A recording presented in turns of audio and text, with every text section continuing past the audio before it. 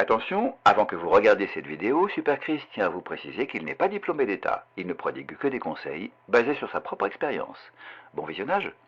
Salut les super motivés, bienvenue dans ma super cave pour cet épisode 11 des mythes et prises de masse avec Michael Gundil.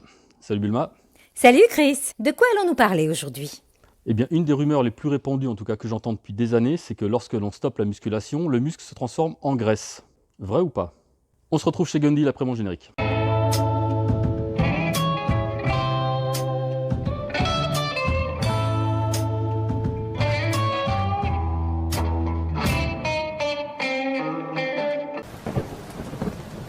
Lorsqu'on arrête la musculation, le muscle se transformerait en graisse. Alors, il y a déjà deux choses.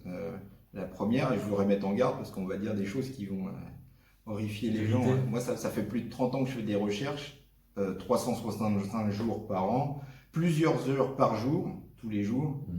Et malheureusement, il y a des recherches qui prouvent que le muscle peut effectivement se transformer en graisse. C'est possible. Parce qu'on va te dire, mais non, impossible. Il y a des recherches qui ont montré que ça s'appelle la transdifférenciation. C'est possible. Il y a même des gens chez qui ça peut arriver. C'est par exemple vraiment des gens qui mangent trop et qui font aucune activité physique. Il est probable que leurs muscles, au moins une partie, se transforment directement en graisse sans passer par l'étape calories. Et puis, c'est probable. De toute manière, vu les mecs, ils sont tellement gras maintenant que... Après, de dire qu'un mec qui fait de la muscu, ses muscles vont se transformer en gras, ce qui est sûr, c'est que les muscles ils vont se barrer très vite, quoi. Et puis, comme en général, on voit beaucoup ça au rugby, les mecs qui font beaucoup de sport, ils mangent beaucoup, tout d'un coup, ils arrêtent le sport et ils continuent à manger, si ce n'est encore plus. Donc, ils vont prendre du gras. Donc, visuellement, tu as l'impression que leur muscle s'est transformé en gras. C'est peu probable dans cette... Mais techniquement, c'est possible. Après, est-ce que ça se produit peut-être que ça se produit sur un mec qui arrête la muscu, mais le pourcentage, par contre, ce qui est sûr, c'est que tes muscles ils vont se barrer. Et puis que si tu manges comme avant, voire plus, et puis que tu manges que de la merde, c'est sûr que tu vas prendre du gras. Hein. Donc visuellement, pour quelqu'un qui t'a pas vu depuis longtemps, il va vraiment avoir l'impression que tes muscles ils se transforment en graisse. Ouais. Alors la question qui est plus intéressante, c'est est-ce que le contraire est possible? Et je pense que oui.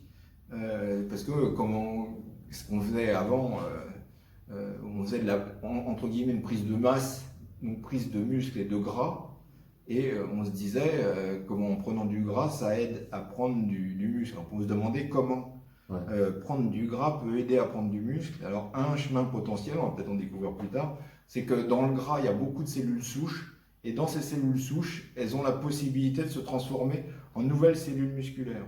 D'accord. Le problème, c'est qu'une fois que tu as accumulé tout ce gras, il faudra que tu te mettes au régime pour perdre le gras, et là le muscle il va se barrer aussi. Donc c'est pareil, c'est des trucs, c'est plus technique, théorique.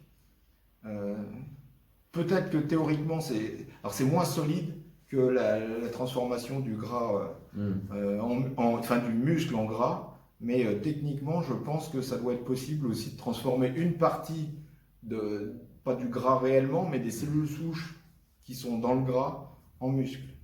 Mais le problème, c'est qu'est-ce que tu fais après pour faire partir tout ce gras. C'est ça le...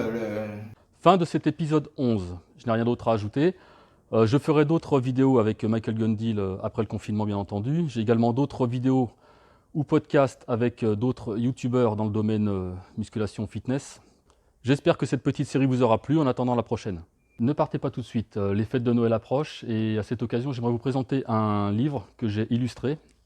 Donc là c'est le tome 2, j'ai plus le tome 1 sous la main mais je vous présente donc le tome 2. C'est un livre audio, donc vendu avec un CD pour les enfants de 3 à 6 ans et l'histoire est racontée par l'équipe de doublage de Dragon Ball, donc les mêmes comédiens qui font les voix de ma chaîne, Brigitte Lecordier, Céline Monsara et Éric Legrand. Le tome 1 et le tome 2 ici sont disponibles à la FNAC, n'importe où sur internet et sur le site de l'Ivresse Édition. Et si vous souhaitez un exemplaire dédicacé, vous m'envoyez un mail à cette adresse et je vous en ferai parvenir un. Il est au prix de 19,50 € avec le CD.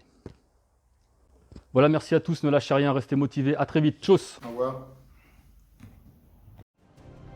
Cette vidéo mérite bien un petit pouce bleu.